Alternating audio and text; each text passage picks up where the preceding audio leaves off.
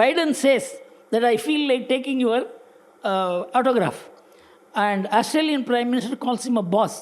You see the shift. The shift is because of India's rise as well as Modi's capability to transform India and himself and to convince the world who was seen as a mini Hitler, as a person who can emerge as a leader of that kind. You know what kind of capacity, tenacity, and what kind of effort he must have put in. So he transformed himself and transformed India. Two decisions which he took. That India will produce a vaccine. Everybody laughed. We all laughed. We always see who produces the vaccine and who will export it to us, and we suffer all the diseases and then get the vaccine. But he said, I will produce the vaccine. And he produced not one but two. And he vaccinated 110 crore people. And in America, 1.2 million people died. And in America, the number of people affected, if it is translated in population ratio, death per 100 was much, much higher than India. If the American casualty and American infection is translated in terms of population, India must have had infection of 45 crore people and death of 4.5 crore people. He saved us. Otherwise, we would never have got vaccine at all. No country could have produced the kind of vaccine we needed. Second is his decision on Ukraine. He didn't have 10 days to decide.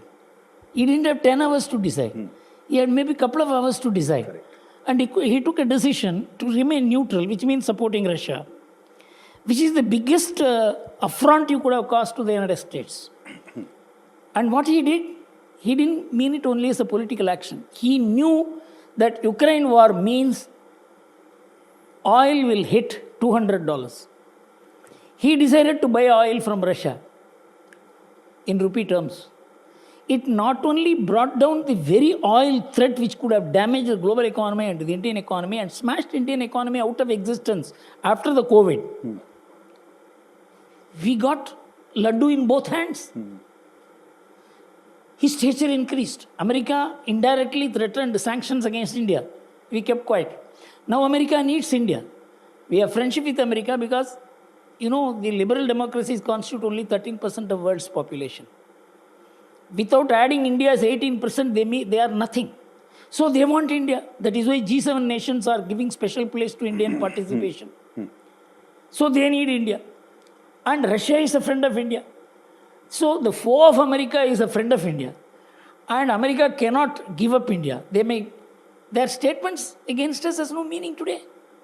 So what I'm saying is India has emerged as a player, as the only player who can probably avoid a Cold War in future.